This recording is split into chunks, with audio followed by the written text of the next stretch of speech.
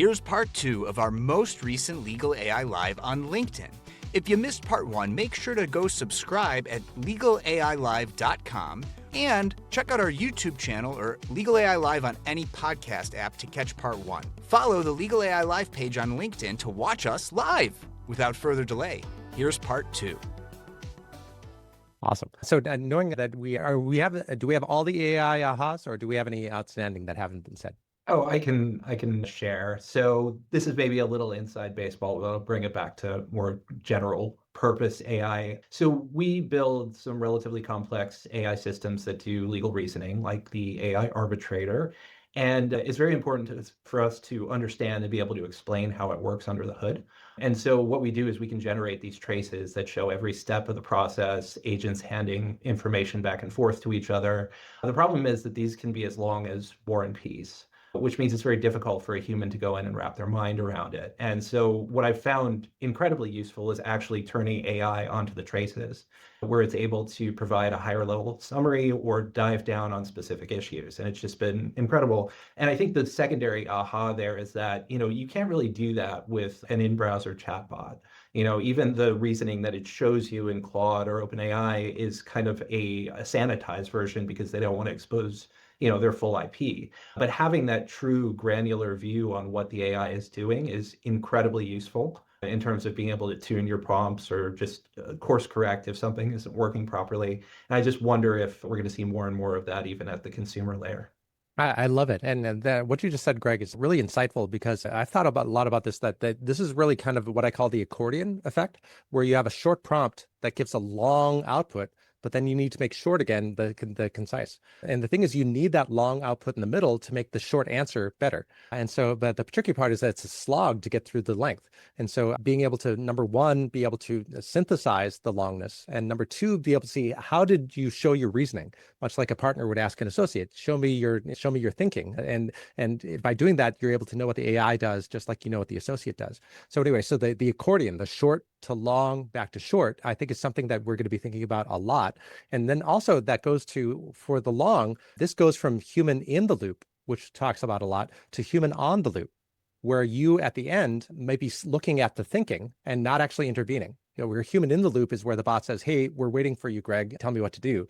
Human on the loop is the bot just does what it is, and you are overseeing it as it does what it's supposed to be doing. So I think we're going to be moving societally and legally more toward the human on the loop, where we're just kind of overseeing the bots and looking at the thought traces and maybe stopping it if we see anything wrong, but otherwise just letting the bots do their thing. So just before, Dorna, I don't know if you still have to leave early, but if you want any final thoughts really quick about things you've learned or final takeaways. Yes, for especially your relativity journey. But yeah, as long as you're able. Oh, you're still you're muted. You probably muted to let the people know you're going to be at your next meeting in a minute. Yeah, sorry, I do need to hop. I told Matt a little bit in advance, but so excited to be here. Learnings. Oh, that's a big, broad question we can chat about forever. I think that, I'll just maybe share a little bit about what I'm excited for, which is there's a lot going on, and this space is more exciting than it has been in the whole time that I've been in it, which hasn't been as long, but has been, many, many, many years. And I think there's a lot of players in the market. But what excites me a lot about this opportunity is combining tons and tons of data, like petabytes of data, which is a word that I didn't really fully understand until this transaction, to create the work product that you need to create. And I think that's where, like Damien, when you're talking about human in the loop, human on the loop, that's where we can really start to get to that place, is by having all of the data and information that we can from multiple matters over the course of your matter, over the course of the work that you've done in the past, and refine that and understand that the best. And I think we're really starting to get there from a technology standpoint. So that's really exciting to me. So exciting, Dorna. And congratulations again on your acquisition. Well deserved. And I'm excited to see what you guys are going to be doing going forward. That's very exciting. Thank you so much. Yeah, cool. As a reminder, This is a live show, and we have a great comment that answers this question from a previous panelist, Jason Horst. So Jason says, we've used AI to get our arms around a massive, highly disorganized new client file that came in from prior counsel in an incredibly busy case. It helped us OCR the entire file, index everything, analyze what discovery responses and evidence applied to which cause of action, allowing us to surface the right documents to vet its conclusions and allow us to really learn the case in days. would have taken over a month before this. We have already gotten further in the real case development than prior counsel did in a case that's been pending for years. Sounds like a lot of hours you didn't need a bill that the client would have not been happy to pay for. So sounds like a great outcome to me. And that really goes to what Jason's really good, and Jason's really smart, and as are everyone here. But he really brings up a good point that, there's a triangle of better, faster, cheaper. And it used to be you have to pick two. You could have better and faster, but not cheaper, cheaper and better, but not faster. But right now you can actually have all three. AI can give you all three. And what Jason pointed out is that not only is it better, it's not only faster and cheaper, but it's actually better. And that is the previous council spent years on the thing, but it took them days, and they actually learned more and pushed the ball forward more. So I think that we as lawyers forget about the better. We focus on the cheaper and faster. We don't focus on the better, but we should be saying, yes, we can have all three. We don't have to choose between them. Thoughts on I know, Carolyn, you have an active practice, and Greg and Nikki and Jasmine, you help lawyers with their active practice. Any thoughts on the insights that Jason provided, that not only is it faster and cheaper, but also better? It's definitely better. I'm doing the case now, another pipeline case that's come back, and it's a terrible set of facts, and I'm working with this family pro bono. But the comments that we submitted, I was able to use AI to put the impacts from this 100-page environmental document into a table. And when the regulator came back to ask the client to ask the company questions, they picked out 4 of the inconsistencies that were listed in our table. I mean, our work product was more professional than what the company submitted. And like I said, this is something I'm doing pro bono, but it didn't take any extra time. I prompted it and presented the information in a table. And that's just like one of a whole myriad of examples. I used Claude to summarize data requests. It's picking out smoking guns now. I mean, just stuff that you might not even find through manual review just because you couldn't do it that accurately. So it's absolutely better, in addition to being faster and more efficient. Faster, cheaper, better. So yes, I agree wholeheartedly, 100%. Cool. The thing I'll add from the in-house perspective is that perfection is not always the goal, right? Faster and cheaper sometimes in and of itself is the objective. And so if you can deliver better legal advice, faster, cheaper, like then you have that's the holy grail. You have achieved success. But what we're really indexing is not perfect legal advice, the right legal advice for the circumstance to help the business achieve its objectives. And AI is really supercharging our ability to do that because it gives us more information at our fingertips more quickly. It also lets us, in instances like if you're using Ironclad, for example, deliver red lines at a pace that we just could never do but for were we using a redlining agent to do that work.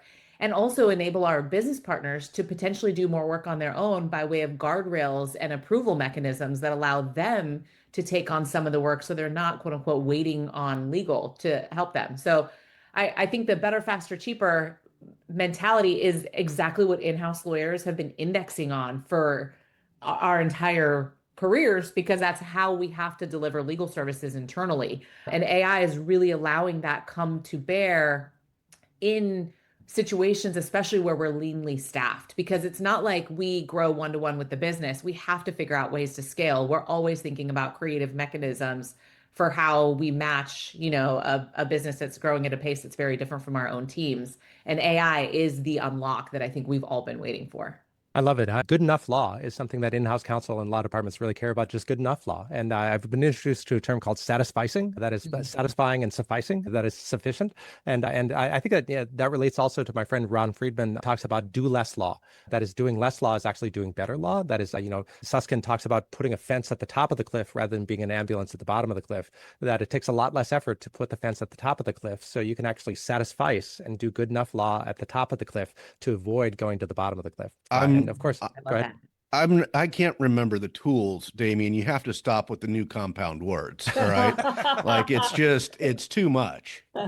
Mnemonics, man. Satisficing is fun, right? Excitement. So let's talk a little bit about, I guess other thoughts on better, faster, cheaper in that triangle. I mean, I totally agree with you, Damien. And I think looking back at this 10 years from now, we'll see that the quality standard, whether it's for good enough or great or whatever in legal work, is going to increase dramatically, because people are going to just have more time to think harder and more critically about what they're doing and really achieve the result that they're trying to achieve for their client, whether we're thinking about transactional upstream or downstream to dispute resolution.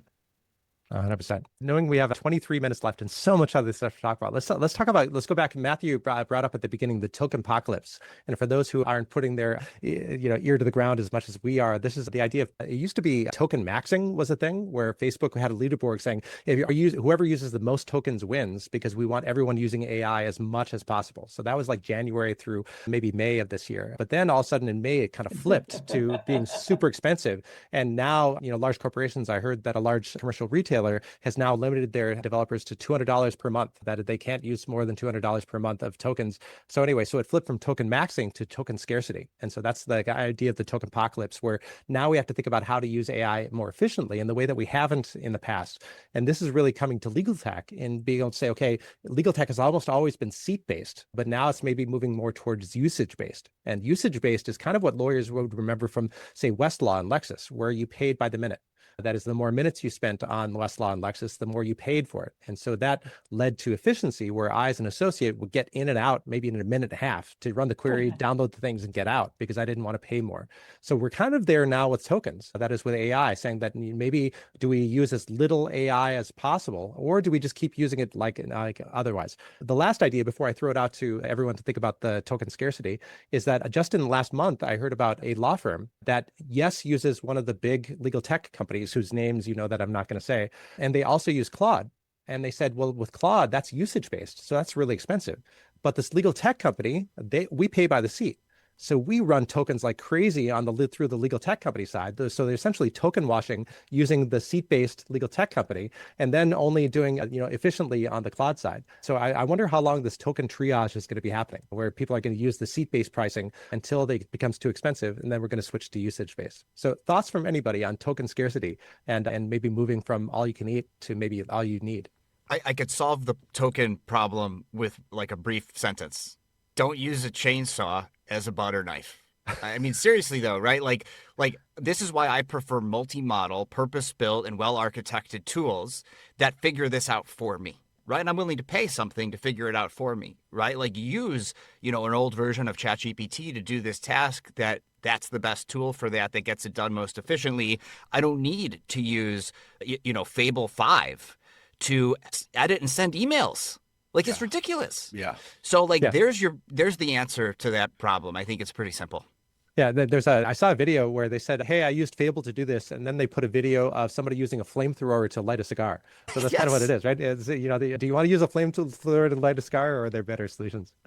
I think pulling back though, Damien, to your point about Westlaw, there's also a major education component, because when I was in law school and when I was an early litigator, it was either you log into Westlaw and you're using time-based and you go fast, or you do transaction-based and everybody knows you do the big transaction at the top and then you filter in, you search within, right? Everybody knew that's how you did it. And you learned the skills in law school to know how to do that search and then filter in. We're not learning those skills yet for AI usage. And to your point, Matt, I think there's still a lot of education to be done with respect to, okay, if you use this model, this is how much it costs, but you don't need to use that model for that work. This one can do it just as well. So I think there's still some catching up for us to do. And obviously, the pace of change is so quick that we're barely keeping up with the tech, let alone now how to best optimize the tech for our use cases. That's another wrinkle. But I think it's a huge missing piece that we need to just have more resources on, is how do you use within your resourcing constraints, and how do you understand what those constraints can actually deliver to you? Yeah, I vacillate between, yes, we need to teach people to be more efficient, just like we taught people to be more efficient with the Westlaw model, et cetera. I vacillate between we need to teach people, and maybe the bots will do it themselves. An example of number two is that Fable became available again after it wasn't. The government said, okay, thumbs up. So I've been using Fable over the last week, and I have about 20 different repos, the GitHub repos of projects that have been kind of half done, and I just haven't gotten around to. So I got Fable to say, hey, go through all 20 of the repos, figure out where they are in the stages of undoneness, and figure out how to do them. But Fable is super expensive, and I didn't have much Fable. I could only use 50% of my $200 a month token for Fable. So I wanted to be efficient with my Fable. So I said to Fable, figure out what you need to do as the smartest model, and figure out what you can divvy up to Opus, which is less expensive, and to Sonnet, which is even less expensive, and to, even the cheaper models yet. And so Fable was able to orchestrate what it needed to do versus what the smarter model, but cheaper model needed to do versus what Sonnet, which is the cheapest model, to do. So anyway, so I vacillate between, do we need to teach people to do that? Or will the models just themselves orchestrate? Because the model that once Fable did that, I only used 10% of my quota, but because I used almost the entirety of the quota using the cheaper models. So anyway, so we're in a weird world that maybe we need to train people to tell the model what I just said, or maybe the models will just figure that out, saying, I'm not going to use Fable for all the things. I'm going to go down to the cheaper models. Join my new course for just $250 a month, where I'm going to teach people about token budgeting, right? That's where we're at. But I've been doing the same thing. I've been like, all right, well, like Damien, you are far more advanced, and Matthew are far more advanced, or are taking on and building more things than I'm building on a day-to-day basis. So I'm generally still in the Opus 4.8, right? I'm not spending a lot of time on Fable. Also, I don't want to get really excited about it just to have it taken away in a couple of days, right? So I'm just like, if I don't know how it works, I'm not gonna miss it. But I think it's really legitimate. In this same vein, I posted on LinkedIn today, what's it gonna, I remember the story about Mark Cuban buying his lifetime first class ticket on American Airlines. And I was like, so how does one go about getting like lifetime unlimited tokens?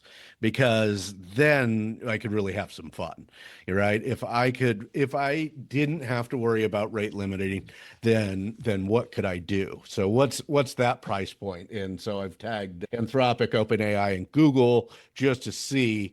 Nobody got back to me yet, but hopefully next month I'll have an answer of what the cost is for unlimited lifetime tokens. I think it's the I've got an cost answer of a for you. Mac Mini, so you can run a model locally. That's true. That's exactly right. Or the Nemo Claw, where you run NVIDIA chips locally. So then it's not the cost of the model, but it's just the cost of electricity and GPUs. Yep. And so there's a real question: do you need the state of the art from OpenAI, Anthropic, or Google, or is 6 months ago model fine, or maybe 3 months ago model, where the open weights model are catching up to the frontier? So yeah. So what's the cost of electricity? Hard to say. I feel Knowing like we have. Go ahead. I'm sorry. I was just going to say, I feel like even with the high end, it's such a bargain for solos and smalls. I mean, you could be paying like $800 or $900 a month for Westlaw. You can be paying $1,500 a month for a virtual assistant or for a contract attorney. You get rid of all of those costs with AI. So even if you're looking at the high spend, it's a bargain. I know that companies like Uber, who are ceding some of the programming or coding over to these machines, never had that issue before because they always had humans doing it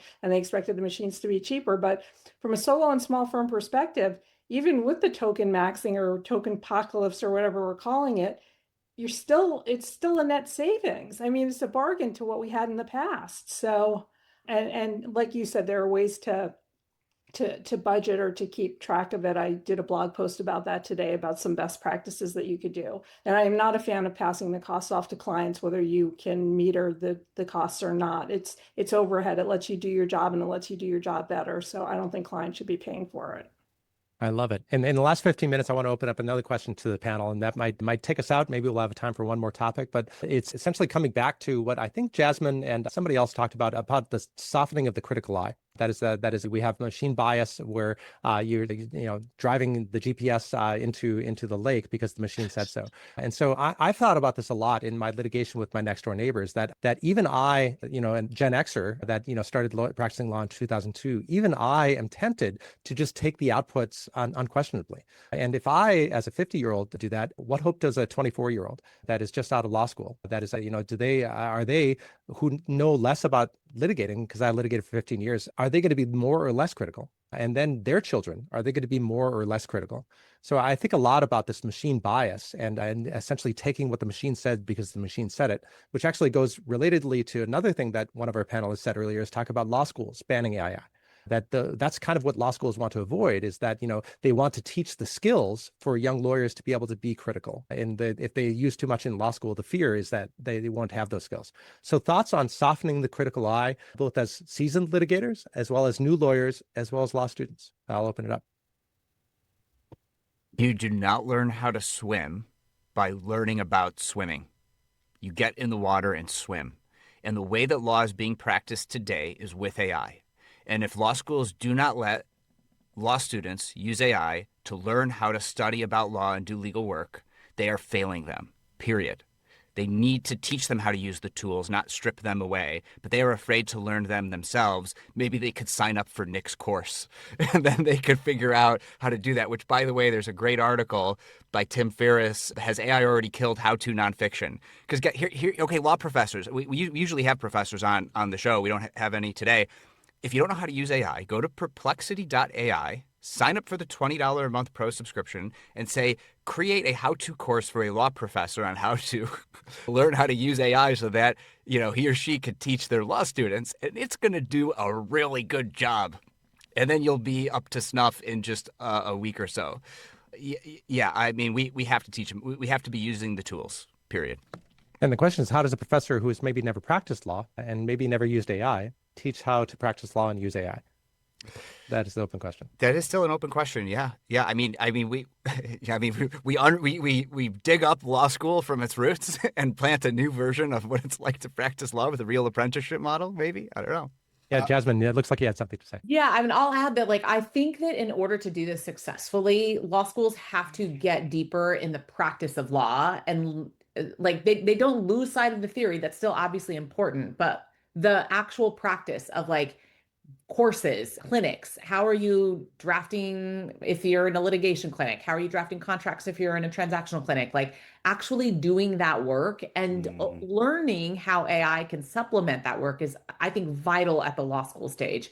There is no world, to Matthew's point, in which a junior associate who starts at either in-house or a firm is not expected to use AI in their day-to-day practice. And if they don't know how to do that coming out of law school, I think they're going to be a step behind. But I also think that the success, especially I'm going to speak from the in-house perspective, is the success, again, is not just in knowing how to apply your judgment, your critical eye, the benefit of your experience. It's in knowing how to create a mechanism to deliver advice in the most efficient and effective manner. And if you don't understand things like business processes and systems, if you don't understand, if you're doing sales deals, how sales works and what a CRM is and how it connects into a CLM and how to execute and query a repository. If you're a student now entering into the world of in-house practice and you don't know those things, you're behind, right? And the expectation is that you start to learn those things earlier in your career, because AI is going to do some of the redlining that you would have done in the beginning of your career. So instead, you've got to learn these alternative skills. So I think we have to reimagine the early education model to be able to both sharpen the critical thinking skills by way of experiential learning, but also teach business systems and understanding of the business of law, not just the practice of law. I love it. And Jasmine, that coming from you is even better, because of course, this is we've talked about AIs being recursively self-improvement, that the AIs make better AIs. You as an in-house lawyer dealing with contracts, I assume use your own tools to be able to improve the tools themselves. So this is a recursive self-improvement for legal tech. Correct. Yeah, that's right. And, I think it's really interesting to see the ways that us and our own customers are using the technology. It's not like we're saying, oh, lawyers are going away. Instead, we're saying, all of this work that was happening at the base of our day-to-day is going to change, and we're going to start doing different work, higher leverage work. We're going to be managing the agents as opposed to managing the red lines ourselves. Yeah, that's when I worked at Facebook, they called that dog fooding. That is, you eat your own dog food, and Salesforce introduced me to a better term called drinking your own champagne. That's what we say. Yeah, so that's a little better than dog fooding. Other thoughts? Go ahead. Yeah, on this, I agree with Matthew, and Jasmine had some excellent insights on this. I'll go back even further to the actual learning of the law. Having, as you guys know, I've been able to use AI in my new hobby of going back to school just for fun, and it's been incredible. But here's the thing. Here's where it would improve a law student's experience. Like, how many of us read Paul's graph the first time and then went, wait, what happened? And then I specifically remember the professor having to go, yeah, it was pretty confusing on the facts. And I was like, yeah, what happened here, right? So and then they have to explain that some of these fireworks went off and then this thing and its proximate cause. Well, how about the student who just is like, I'm confused. How great is it to be able to use a tool? Go, I don't understand exactly what they're describing here. That was hugely important to what they were trying teach us in Paul's graph. Like that alone is a huge upgrade in being able to understand the law before you go into the classroom and then get questioned on. I get that I have to then understand what they're trying to say with proximate cause and what they're concluding and those things, but just in the simplification of let me understand better. Right? Like, let me hear it from somebody other than Justice Blackmun or something to that effect, right? That helps. That is a teaching assistant in my mind that is hugely beneficial to the student. Definitely what Jasmine is saying is it feels like something that's been said over and over again about how do we get more of the practice of law into the law school, as we all graduated without ever having seen a contract or analyzed a contract, right? Like that just doesn't make sense. 100%. I will take like a contrarian point of view here. And no, I you think that can't, Greg. I said really brilliant things. No, and not just to what you had to say, Nick, just in general about it seems like everyone is suggesting that AI should be integrated into all aspects of legal pedagogy. And I think what University of Chicago is doing is kind of interesting as an experiment. And, we can question whether a year is excessive, whether it should be for a semester or maybe just a course. But I think there is value in actually learning how to read a case, even if you're going to be leveraging AI to really do research for you in the future, for instance. And so it may be that having some coursework where you can't rely on AI, or at least or restricted in some ways, it might be helpful in terms of building a lawyerly brain. Without a doubt, and I should have clarified, Greg, so I'm glad. Without a doubt, you have to learn how to read a case. There's no doubt about it. Yeah. But are there times when that assistant could clarify even the facts of the case a little bit that may be beneficial in my understanding and grasping of the rule that we're trying to learn? I think that's where I was like, that one, is where I think it would be hugely beneficial. Without a doubt, you have to learn to read a case. 5-minute warning, everybody. Yes, We got time enough for a rapid fire, one last question. Go ahead, Damien. And that comes from our audience, our live audience, who has this question. But before we go, let's talk about long division and how long elementary schools should learn long division before they use calculators. I think that's the same discussion. But anyway, so let's move on to the audience question. As we increasingly use AI, how do we protect attorney-client privilege? And how do we protect work product? And this is something that, the Heppner decision, everyone knows about the Southern District of New York, where they said that the client using AI was not privileged. But people know less about the two cases, one in Michigan and one in Colorado. The Warner versus Galbarco out of Michigan said that a pro se litigant did not have attorney-client privilege, but did have work product privilege, saying that with pro se litigants, the client is also the lawyer. So whatever the client/lawyer does to do legal research or to build their case is protected as work product, even if it's not protected as privilege. So that is Warner versus Galbarco out of Michigan. And then there's a second case called Morgan versus V2X out of Colorado that decided the same thing, saying that the pro se litigant did in fact have work product protection of these data, and that the AI created things cannot be done. So anyway, so let's look at Heppner, but also look at Galbarco and Morgan. And then thirdly, on how lawyers are using AI, we've always had privilege in what we put into Westlaw. We've always had privilege in work product to what we put into Lexis, because we have contractual relationships with Westlaw and Lexis and legal tech company X to be able to say that what I put into that is protected. So I would open it up to the panel. A privilege and a work product. How does it fit in? This drives me crazy. This is such an easy question. This is how we do it. We do it the way the ABA did in Formal Opinion 477. Unencrypted email is considered privileged because we say so, because clients are using it and because we speak it into existence. We do the same thing for work product. I don't know why these people are going crazy. That Heppner decision completely inaccurately decided. That guy cited some dried up Harvard law professor who said that you can't have attorney-client privilege attached to AI communications. Garbage. This is not a hard question. This is not a hard question. People just have to say something. So I've written about this over and over again. I will keep banging my head against the wall until some bar association or somebody comes up with an ethics opinion that says this stuff is privilege. It's always been treated as privilege. And just because we use a different tool, that doesn't change anything. End of story, over and out. I'm sorry. It burns me up. I agree with everything Carolyn just said. And on top of that, and folks, feel free to, as you answer this question, give some promo for some upcoming things for you or let people know where you work and stuff, because we are wrapping up here. I am going to show people how to actually do this. How I do this for my firm and try to take precautions and signing up for the right tools at the right levels and look at the security things, My Legal Academy, which I have no affiliation with, but I'm speaking with Lucian. Hera? Pira, on the 15th. I'm going to drop a link in the chat here, and we're talking about the ethics of using AI and making sure you're doing the best that you can to maintain privilege, privacy, security, work product, and all that. So I'll drop a link in the comments here. So come see the event. It's free to attend.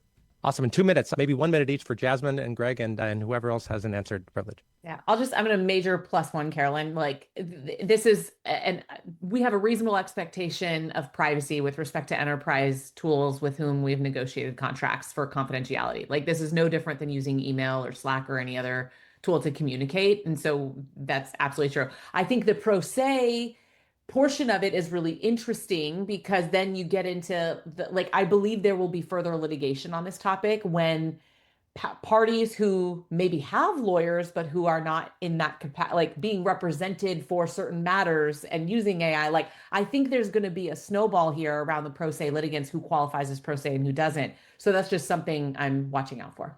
I agreed. If you're pro se, then get a lawyer and then do legal research. Is that pro se or not? Greg, thoughts on this? Oh, I'm +1 to Jasmine and Carolyn's remarks on this. I mean, it's crazy that you would not be able to use these tools and protect privilege or work product.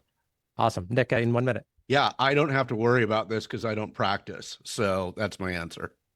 Awesome. With that, I think that's enough time to say that this may be the most rapid fire of our talks that we've had yet. Matthew, thank you for bringing everybody together. Yeah, and thanks everybody for joining us. Remember, legalailive.com. If you want to catch past episodes, that's the easiest way. At Legal AI Live on YouTube to also watch those. And we're back on the second Friday of next month, which is August 14th, here live on LinkedIn if you want to join us for the recording. So thanks everybody for joining us live, and thanks again to all the panelists. Thanks, everybody. Bye, everyone.